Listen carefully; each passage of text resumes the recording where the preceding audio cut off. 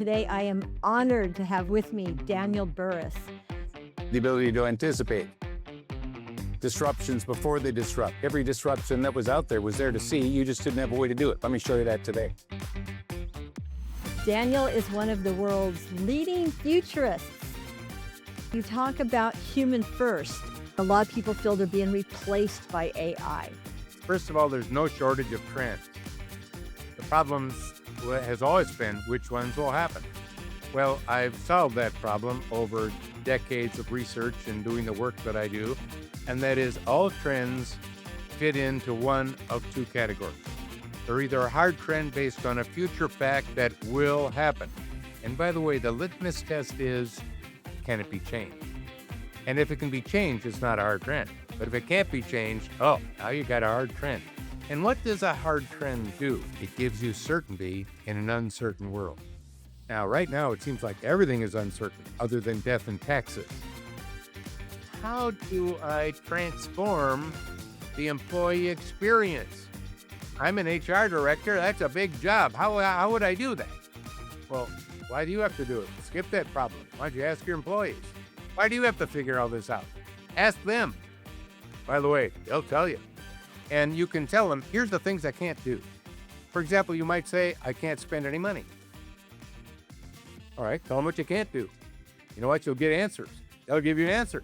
When they give you an answer that costs money, if that's a limitation, say, that costs money. Sorry, we can't do that. You got any more? When the internet first came out and we started using job boards, our jobs became very transactional. So it's almost like, which train do I get on? Out of those stations, which way am I going? Is all this stuff. Take a look at those and say, well, which ones are based on a hard trend and which ones are based on a soft trend? And that can help you to see, oh, I can start to see this is going to happen whether I do it or not. You're working on the wrong problem.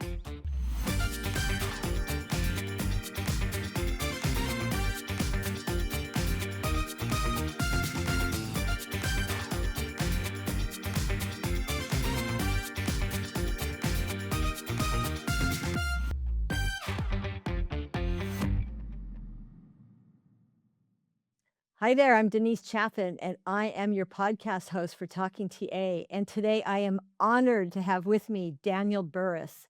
Daniel is one of the world's leading futurists on global trends and innovation. He is a keynote speaker, AI strategist, disruptive innovation expert, and the author of 7 books, including the New York Times and Wall Street Journal bestseller, Flash Foresight: How to See the Invisible and Do the Impossible. So, Daniel, without further ado, I'd like you to introduce yourself a little bit further, and then we can jump into our conversation. Well, thank you, first of all, for having me on. I'm really excited about this.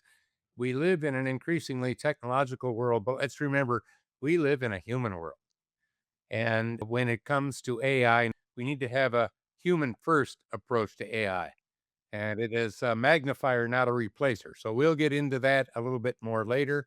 Again, I've started 6 companies over the years. 5 were profitable in the first year, 4 were national leaders in the first year. I only mention that because I don't just write books and give speeches and do consulting and develop learning systems. I've started companies and rapidly grown them. So, and I started out long ago teaching biology and physics. So I'm a teacher at heart. And I mention that because that's what I was put on the planet to do. I am not going to give you some trends and say good luck. I'm here to teach you a process that can help you magnify human talent, be better at acquiring and keeping the talent that we have, and learning how to even deal with the workforce as we have a magnified AI future unfolding. So again, thank you so much for allowing me to come and share my knowledge with people. Oh, thank you. I really appreciate it. You talk about human first, and that's one of the things that has been a big concern right now in our industry in human resources and talent acquisition. A lot of people feel they're being replaced by AI. And you mentioned that this is a human first endeavor that we're in. So let's jump into that a little bit. Well, it should be a human first endeavor, but it always isn't. For example, I'm sure all of you have read about layoffs of people that are programmers at the Microsofts and the Googles and the others. But Again, I work with those executives from those companies, and I can tell you right now, a lot of them that have laid them off, what have they been doing? Hiring them back. Turns out we need these humans. AI is good at certain things that are amazing at certain things. Humans are amazing at certain things, and there's a nice intersection. So let me cut to the chase right off the bat to help us think through this AI thing. And again, I'm an advisor to the Pentagon and the Joint Chiefs on AI and to the bigger companies, but also smaller companies. And just talking about HR for a second, the biggest competitive advantage that a company has that cannot be taken or stolen from a competitor is your culture. Culture. If you got a patent, you know what, you can get around a patent. You got a copyright, you can get around a copyright. Whatever you got, we can create an alternative. However, your culture, that is your gold. Most people don't realize how powerful it is. Now in HR we do, but we have to convince the rest of the leadership team and other people to realize how powerful it is. We're dealing with something that's really powerful. So let's say you know someone that has cancer, heaven forbid, and they will have to see an oncologist. That's the kind of doctor that treats cancer. And right now, AI knows more about oncology than any living oncologist. It has absorbed all of the treatments, all of the MRIs, all of the chemotherapies. By the way, on a global level, it's got all of that and can spit it out in a second. By the way, no human doctor can have all of that in their head. All right. So that's one of the beauties of AI. It can do things that we can't do. So now to help you understand how we're going to use AI going forward, if you know someone with cancer, I'm going to give you three choices. Number one, a really great oncologist. Number two, just AI. Number three, a really great oncologist that has access to AI. Bingo. There's the future. There's the future me, there's the future you. It is augmenting our thinking, not replacing it when we use it in the very best way. Because again, AI can do things we can't do. Good. I like that. A quick example. It took a little over a month for AI to come up with the first new antibiotic in 60 years. Hey, we've been working at it for 60 years. This took a little over a month. By the way, that antibiotic that it came up with treats drug resistant bacteria. Great. We don't like drug resistant bacteria. Now, I'm bringing up that as one little example of what AI can do. And that is something you mentioned very quickly in your introduction. And that is AI can do horrible things, AI can do wonderful things. So here's what I would suggest. Everyone that's listening to this, I'm going to assume you're a good person.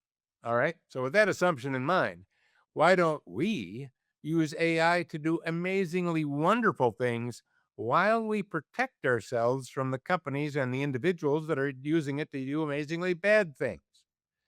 In other words, let's not be hung up on all the bad. Let's also understand the good. Lithium is a scarce resource, and it is in all of our electric vehicles and our batteries and everything. Well, once again, MIT partnering with another firm, they took a little less than a month to look over millions of different materials that are actually easily available. And they found 12 that can replace lithium in a battery, 80% of the lithium in a battery. So that changes the game. See, there's game changers taking place that are very positive. AI can help with a lot of those things. For example, did you know AI can right now tell if a spot on your skin is precancerous or cancerous better than any skin doctor can, dermatologist. And our first thinking is, oh, good, we can get rid of all the doctors. We can just use AI to do that. But again, that would not be smart at all. The doctor to use that to evaluate me to say, oh yeah, that's actually a skin cancer right now. We need to treat that, and then give me advice because again, we're in a human world. This is about trust. This is about relationships. And since I'm mentioning relationships, let me jump into that subject just a minute. And that is, again, we live in an increasingly technological world, but we live in a human world. And it's humans, it's all based on relationships.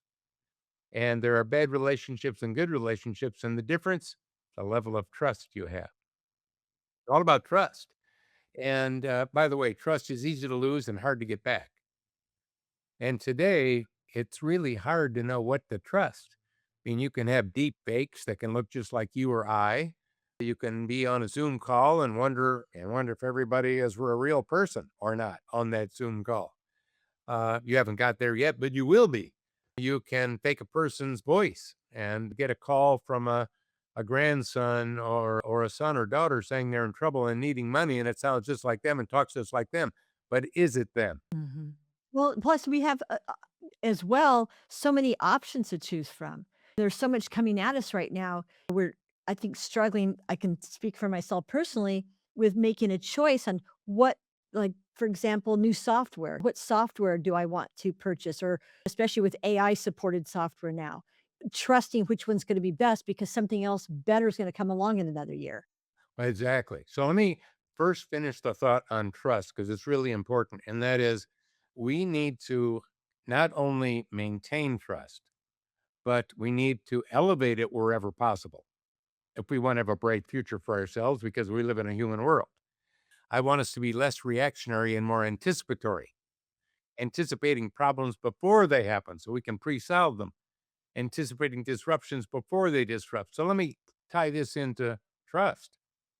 And that is every organization, every individual watching and listening to this, you're going to be implementing a lot of changes. Definitely. And a lot of times we implement the change and find out trust goes down. And then we have to debrief and figure out why, what happened, and try to regain it, which is often difficult. But if we're anticipatory, what we do is before we implement whatever that new thing is, we ask ourselves if we implement this new thing, whatever it is, in this way, what will happen to trust? We ask that before we do it. And if, trust will go down, then don't implement it in that way. Now, notice I didn't say don't implement it, period. The key is in that way. Change how you implement it so trust stays where it is. And if anyone can elevate trust in your organization, reward them openly because you get the behaviors you reward. And so, again, I want to make sure that I'm not doing anything to undermine trust and I'm elevating trust wherever possible. And now let's go back to AI since we're talking about that subject, and that is AI can make things up. Even if you ask AI to give you the sources of the data. And by the way, it can make up the source. That's And true. it does. And It a lot of does. people would say, I don't like the fact that AI can make things up. And I would say, I got news for you. Humans make things up. Where do you think I learned all this stuff? So, what is the key for us? The key is we need to verify before we share. Now, that's really important. That means maybe I heard it on the news, or maybe I read it on social media, or maybe a friend told me that, or maybe a son or daughter or grandkid told me that, and they said they checked it out. Yeah. Where did they check it out? I need to verify it before I share it with you because I want you to trust me and continue to trust me. And if you found out that I was sharing things that turned out to not be true, probably won't trust me in the future. So, a key thing for us going forward, all of us, every one of us, is before we start sharing things, let's double and triple check the source to make sure it is true. What are the good sources? Well, you can look for, like, if something is about, if they say it's a Fast Company article this came from, as an example, that doesn't mean it's from Fast Company. It can even show you the article, but it can make up the Fast Company article. So what I got to do is go to fastcompany.com and then see if that article actually exists. See what I'm getting at?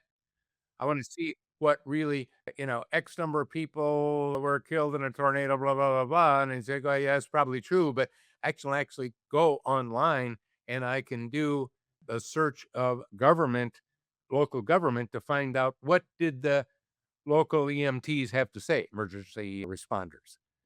In other words, I need to do a little more work. Now, you might think, oh, that sounds like a lot more work. Actually, to keep trust and elevate trust is worth every little bit of work you will put in because what's the alternative? Well, plus we were doing work on research before AI ever happened. So, I mean, Exactly. we got lazy. We got lazy. Why are we overusing AI in many cases? We gotten lazy. It can answer our emails, but do you really trust what it's saying? And is it really elevating the relationship, or is it degrading the relationship? Because after a while you can tell, oh, AI wrote that. If you are writing something and you don't reveal that AI helped you write it, but I can tell AI helped you write it. Already now, I don't really trust anything that you write because I know AI is doing the work for you. Here's what I want you to think about AI. Number one, you got to verify what you're sharing. Number two, it'll help you to get 80% to wherever you're going fast. Now, that's good. By the way, that's called productivity, but not 100%. It's the first draft, not the last draft. We need you for that last 20%. We need you to humanize it. We need you to add your nuance to it. We want you to add your context to it. We want you to add you to it. We want you to get stimulated by it to give you even better ideas. Use it as an assist, not as a do. And by the way, for all of you students out there, if you're letting AI do all of your homework, first of all, you're not learning anything. And when you graduate, guess what? We don't need you. AI can do what you do because you didn't learn how to do anything on your own. Now, think about that, everyone that's in school. I can tell you right now, you are automatically putting yourself out of a job because you haven't learned the higher level thinking skills that a university or a school can teach you. Why? Because you got lazy and you're letting AI do it. All right. So all of us, if we get lazy, what does it do? It creates what's called AI slop. You've heard that term. And it swooshes around out there. But do you want to be the creator of AI slop? No. Now AI can do amazing things. I'll give you another example. It can write and create music. All right. It can create music. You can tell it, I want it to be a combination of Pink Floyd and Dolly Parton. Pretty wild thing, but and I want you to create a song that's like that. Or maybe you said you've taken 3 gold songs that have done amazingly well, and you said, I want you to take the elements of those songs and create a new song that's based on those award-winning songs. And it will do that. Now, I have a friend of mine. He is a music producer in LA. He knows AI well, and he knows how to make music from AI. Does he create that? No, he uses it to stimulate his thinking to get better ideas. So, human first. What AI is a magnifier, not a replacer. But if you use it too much, you're making it a replacer. And my prediction, you will be replaced. Let's talk about the hard trends and soft trends. You brought up some interesting details in your book about this, and I'd like to kind of jump into that as well, kind of in parallel to the AI conversation. First of all, there's no shortage of trends. The problems has always been which ones will happen. Well, I've solved that problem over decades of research and doing the work that I do, and that is all trends fit into one of two categories. They're either a hard trend based on a future fact that will happen. And by the way, the litmus test is, can it be changed? And if it can be changed, it's not a hard trend. But if it can't be changed, oh, now you got a hard trend. And what does a hard trend do? I'll give you examples in a minute, but let me tell you what it does for you. It gives you certainty in an uncertain world. Now, right now, it seems like everything is uncertain other than death and taxes. What's going to happen with the stock market? What's going to happen with the war? What's going to happen with you name it? And it seems like everything is uncertain. And here's the problem with uncertainty, it does not get you to make a bold move. Instead, it gets you to wait and see. Let's wait and see what's going to happen. By the way, in business, you can wait and see yourself right out of business. So, so uncertainty, and by the way, I'm not saying uncertainty doesn't have value. There's nothing better than a uncertain, confused customer. The uncertainty has its value. However, certainty is powerful. And when it comes to sales, by the way, There's nothing better than certainty, because if a customer does not have certainty when you're done with your pitch, here's what they will say: I'll get back to you. And we've all heard that. Why? Well, they're not certain. You didn't give them certainty. But if they have certainty, what do they have? The confidence to write a check. They don't need to talk to somebody else. They're certain. So, Hard Trends is a provider of certainty. It lets you see disruptions before they disrupt so that disruption becomes a choice. I like it to have a choice. And it also lets you see problems before you have them so you can pre solve them and move forward faster. I mean, how many times have you all said, I knew that would happen? And I would say, well, then why did you let it? You knew if you knew it was going to happen. But I know why you did. I know why you did, because you didn't trust yourself. You didn't trust your judgment. You knew it would happen, but maybe it won't, so I won't do anything. And then you found out later, well, I knew that would happen. What if you could know if you're right or not? Hard Trends will help you to do that. Very powerful. So it turns disruption into a choice and lets you see problems before you have them so you can pre solve them and move forward faster. The other kind of trend is a soft trend. And a soft trend is based on an assumption, not a future fact, an assumption that may or may not happen. And by the way, there's a lot of assumptions that rule our lives. Some are no longer valid. Why? The world's changed in the last couple of years. Some of those assumptions aren't valid anymore, even though they've been true for decades. Have you checked them out? I kind of call them hard and soft assumptions to keep the theme together. A soft assumption is an assumption that you have, but you haven't checked it to see if it's still true. You need to at least double check it to see if it is still a valid assumption. All right. So that elevates it. Not as good as a future fact. Soft trends. I love them. Why? If you don't like them, you can change them. So let's do a test right now. And you can answer if you'd like. I'm putting you on the spot, or you can not answer. It's up to you. But I would like everyone watching and listening to think of your answer. And that is, in the United States, healthcare costs have been going up, up, up, up, up for decades. Going up for decades. By the way, that's called the trend.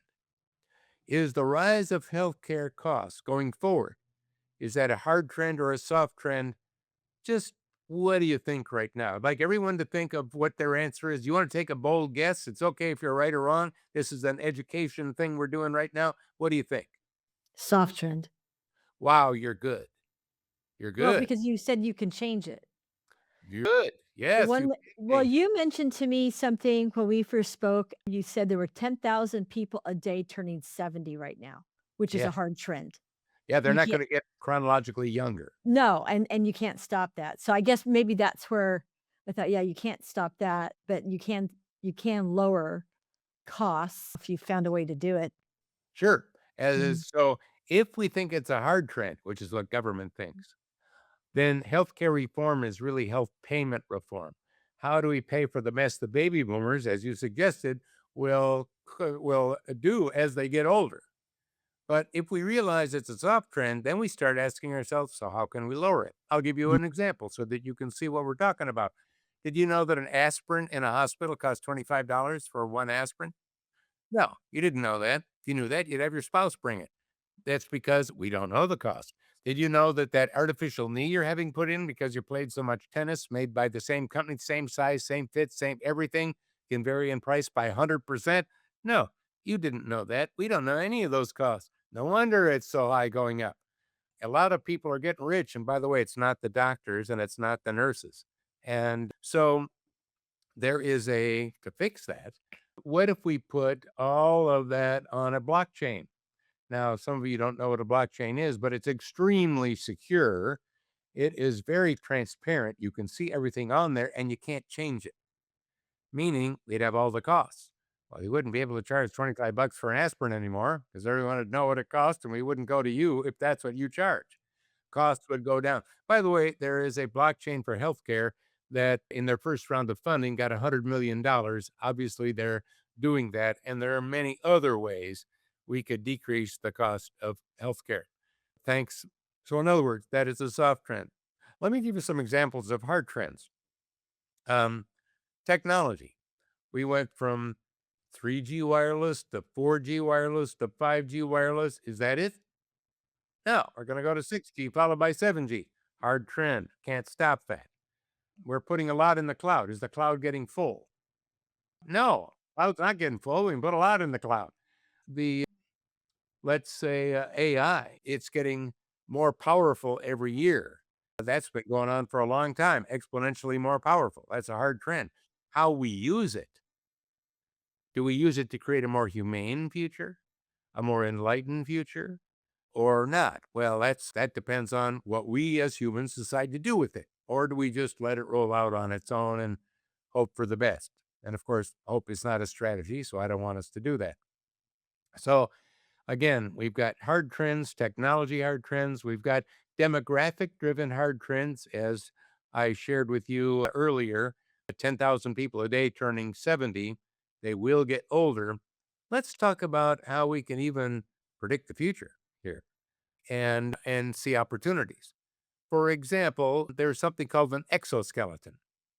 Now, an exoskeleton is something that is lightweight, small, battery powered, little motors, and they can go around your legs or they can go on your arms, and they can help you to do things stressing your body and using all of your muscles.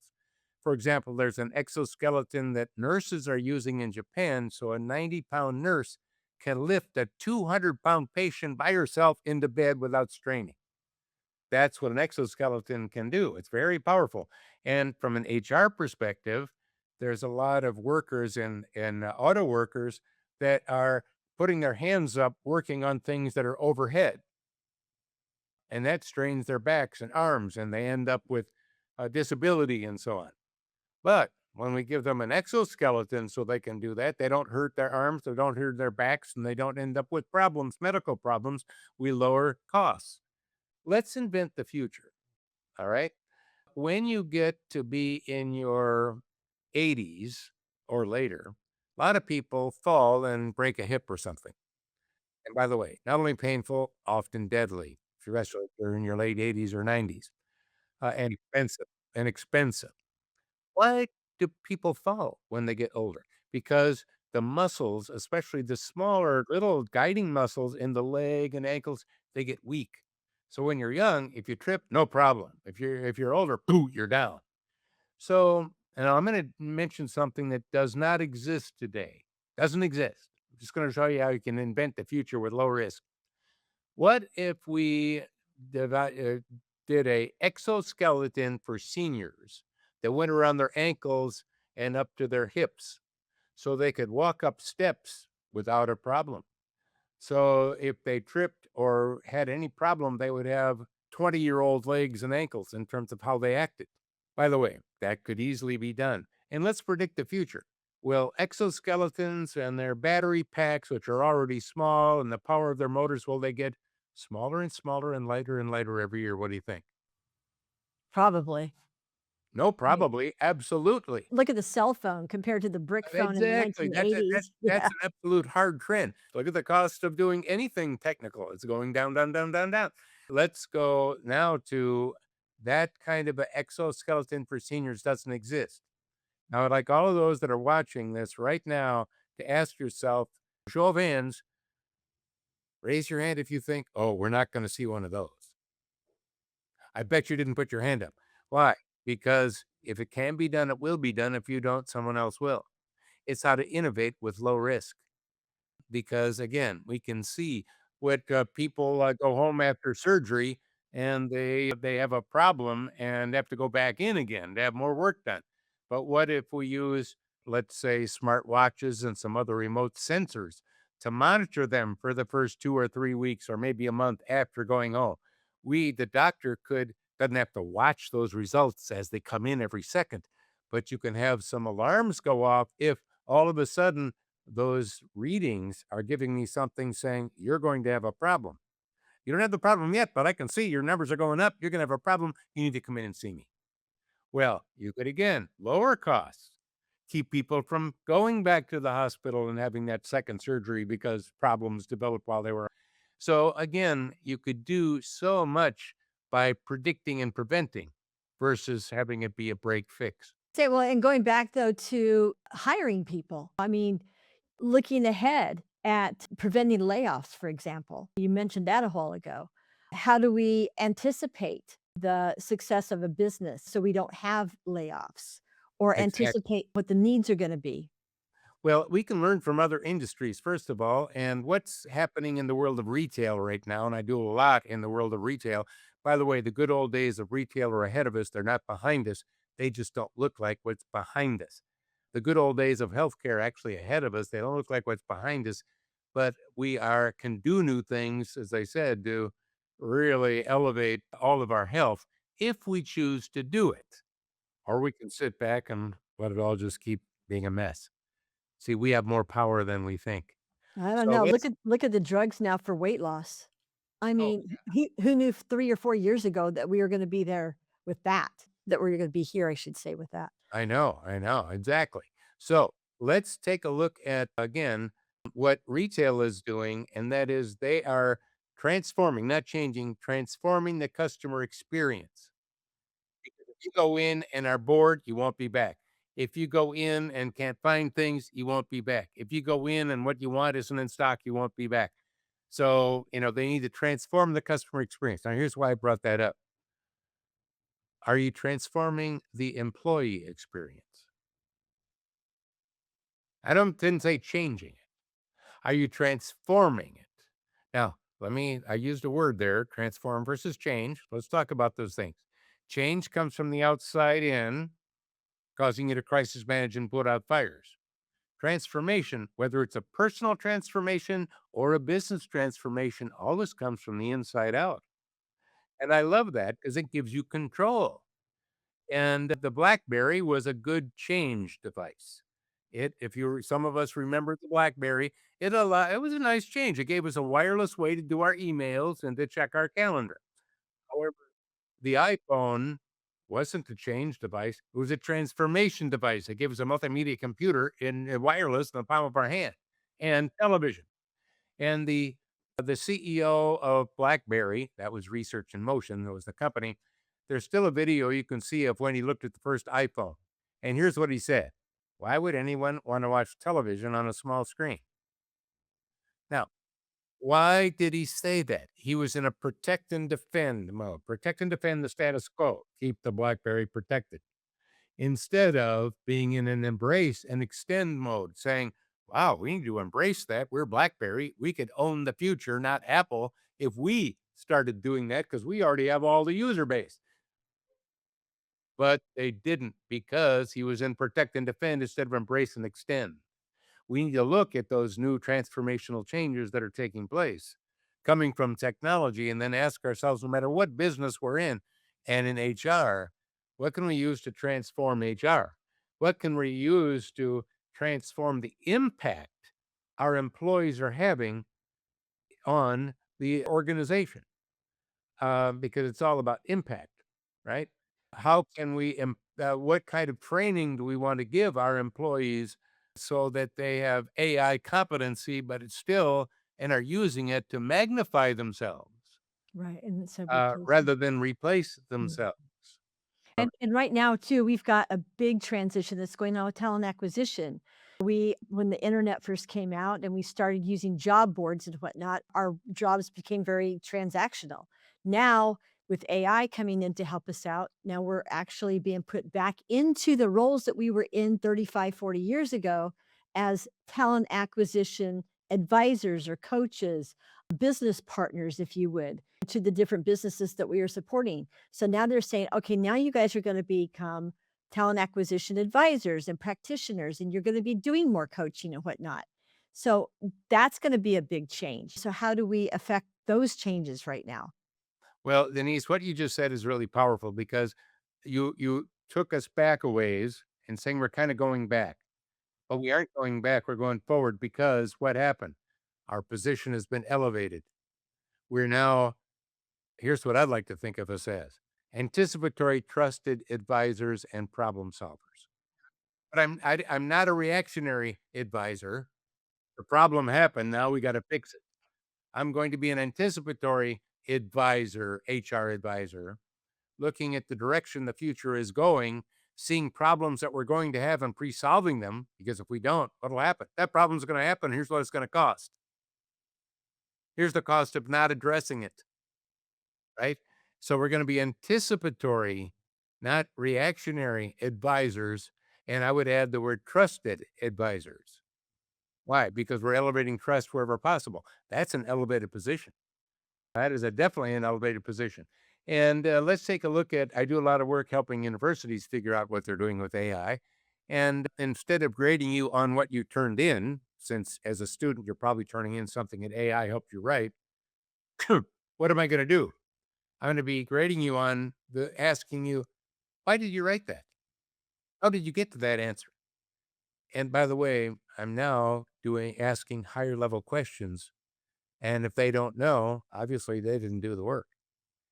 So we need to ask higher level questions of ourselves. So again, so I mentioned keeping our current employees. The best way to do that is to make sure we're elevating the customer experience and transforming it wherever possible. And one of the principles that I teach is taking your biggest problem and skipping it. And the skip it principle is really powerful. People love the skip it principle. Do this right now for everybody. Think of your biggest problem right now. Think of it. Probably it'll come up pretty fast because big problems, oh, they come up really fast. Now, first of all, problem's not your problem. It's the wrong problem. No wonder you can't solve it. You're smart. You would have solved it by now if it was the right problem. You're working on the wrong problem. You got to dig down a little bit, ask yourself why a few times, and you'll find the right problem. Let me give you a quick, easy example and a more business example. Easy example, my niece Hallie called me. She has her first job. And she called and said, Uncle Dan, I can't save any money. I'm working really hard at saving money. I can't save money. Help me out. Now she knows it's possible. Her older sister, Audrey, can save money like crazy. But Audrey is just gone. Boo, she can't save money. So she's working at trying to save money. And I said, well, no wonder you're having trouble, Hallie. You're working at trying to save money. Why don't you work at how you spend your money? And all of a sudden, what happened? You already know what happened. She started saving money. See, she was working on the wrong problem. I was working with a large hotel chain. They had built 10 new hotels. And when people started occupying them, they had complaints from all 10 hotels with people saying the elevators are slow. Elevators are slow. And by the way, that's an impossible problem. You can't just speed up an elevator. You'd have to rip the whole place apart. So it seemed impossible. Wasn't impossible. It was the wrong problem. It wasn't about the elevators being slow. What was the real problem? The people waiting for it were bored. So what was the solution? We put a mirror in front of every elevator.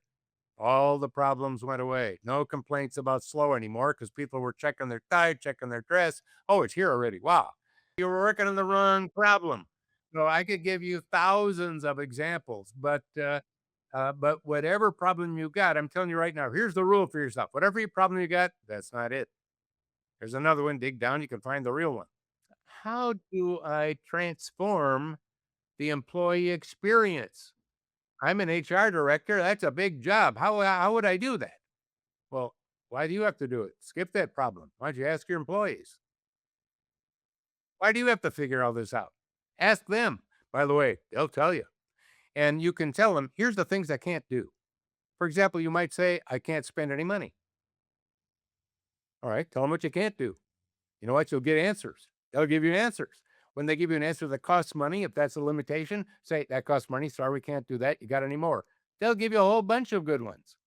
Why do you have to figure all this out? Let me give you another one because I don't want our time to slip away and that is how about attracting new talent? Because we talked about retaining. We talked about retaining. Let's get to attracting. And that is, let's go back to demographics. Every demographic uses technology different. Every demographic thinks different about what they expect, all of those things. And we tend to have a one size fits all when it comes to recruiting. But how you recruit a Gen X is different than a Gen Y, which is different than a millennial, which is different than a baby boomer. They're all different. You have to have different approaches. So you need to get to know the different demographics and what guides them and what are the significant events in their lives And then once you know those different ones, you can design the right technology and the right approach to them. For example, there are younger people when you say, "All right, you're hired," and you think they're going to show up, but they don't show up.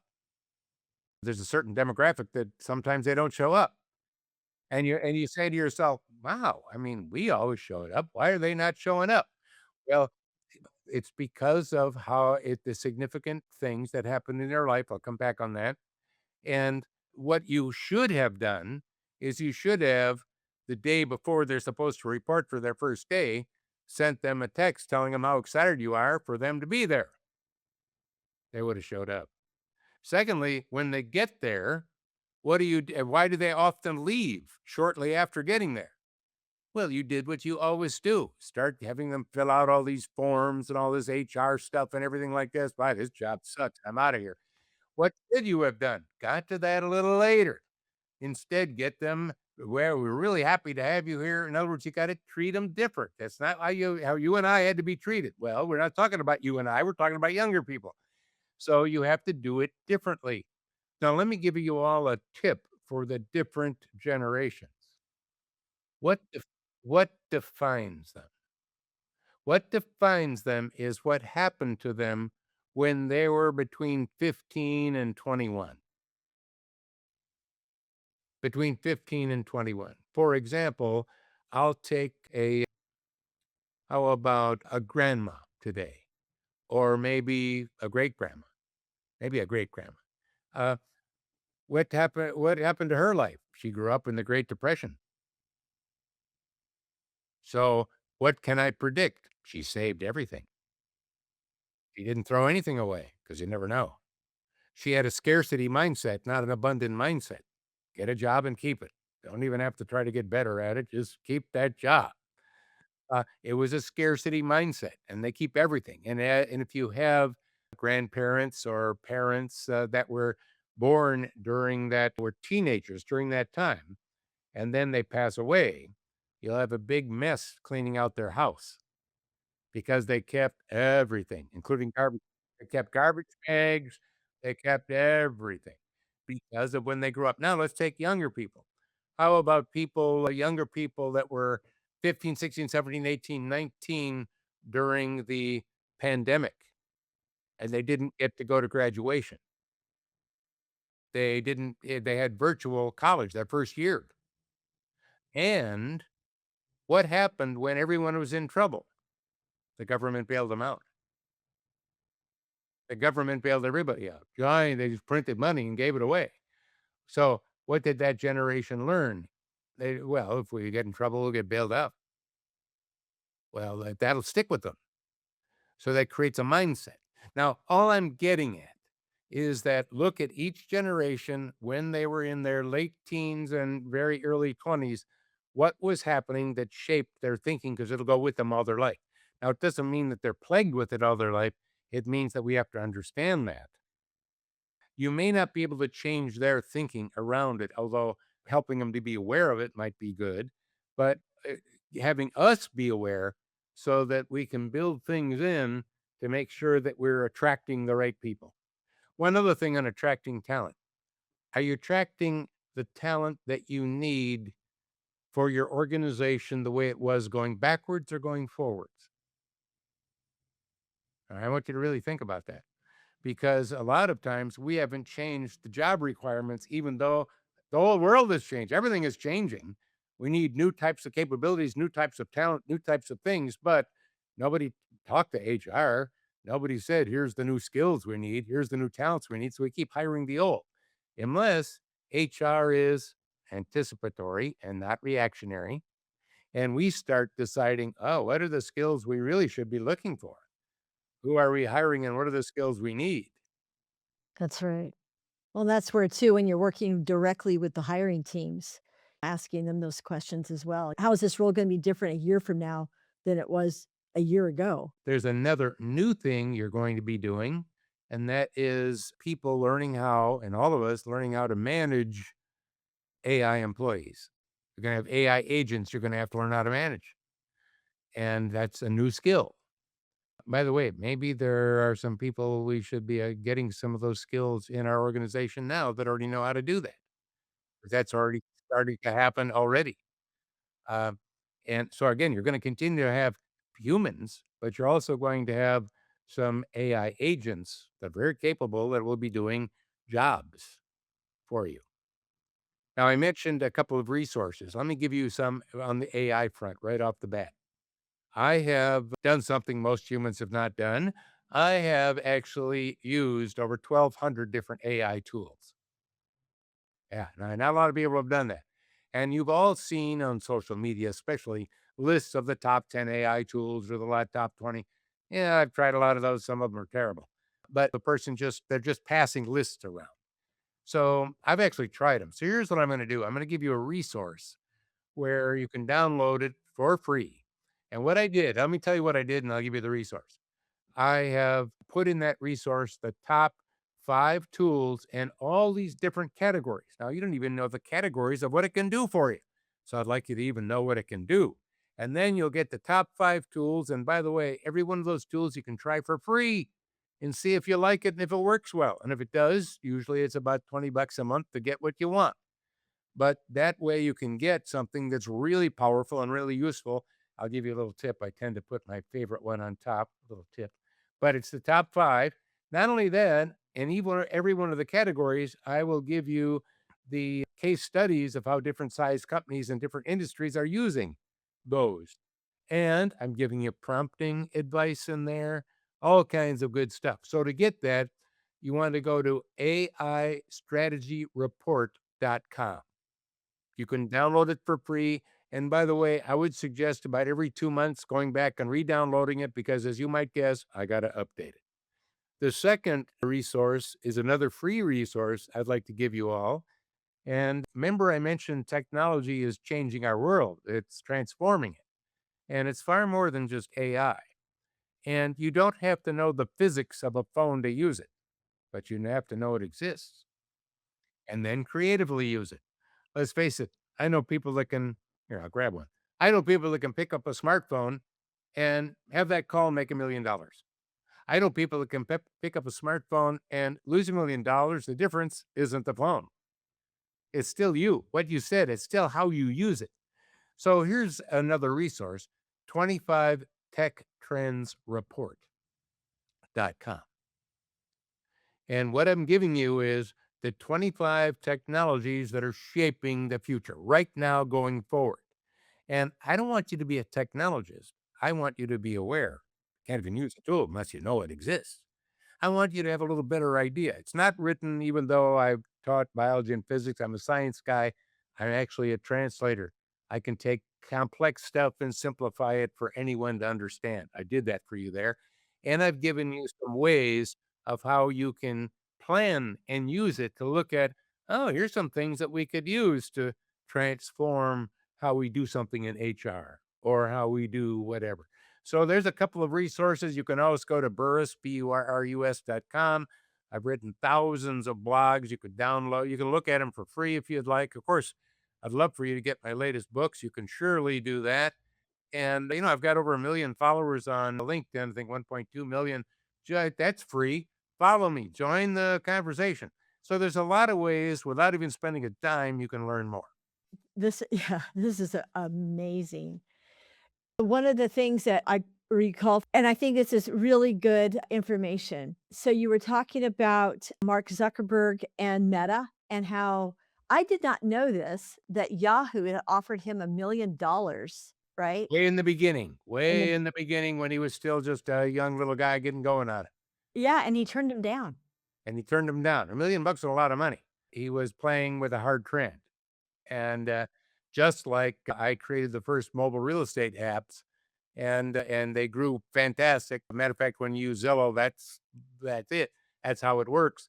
And that was based on me knowing a hard trend that a back in 2008 9 when I did it, when the iPhone was just getting going, there were no mobile real estate apps. And I asked myself, will there be mobile real estate apps? And the answer is absolutely. And if I don't do it, someone else will. What would it look like? Well, it wasn't that hard to kind of figure it out.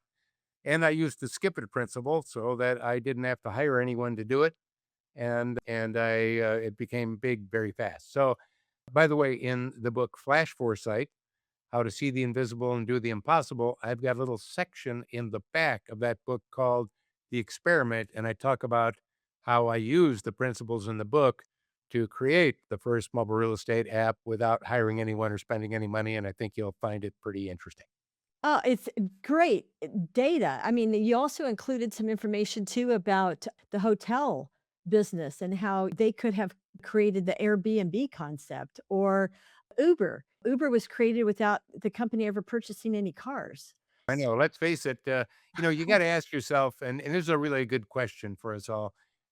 Why didn't cab drivers think of Uber? Why didn't Marriott think of Airbnb? I'll tell you the answer. They were all busy doing what they've always done, and you can busy yourself out of business today. So here's what I'd like you all to do, and that is, first of all, you're going to spend the rest of your life in the future. Maybe you ought to think about it. Maybe more than once. Here's what I'd like you to do. Let's create an action here. Once a week, I'd like you to put it in your calendar as an appointment with yourself, with your future. And in that hour that you put aside, I want you to ask yourself, what are the hard trends I know will happen and the opportunities they represent? What are the soft trends that can be changed and what's the opportunity to change them? What are the particular problems I'm going to have and what are the opportunities to pre-solve them?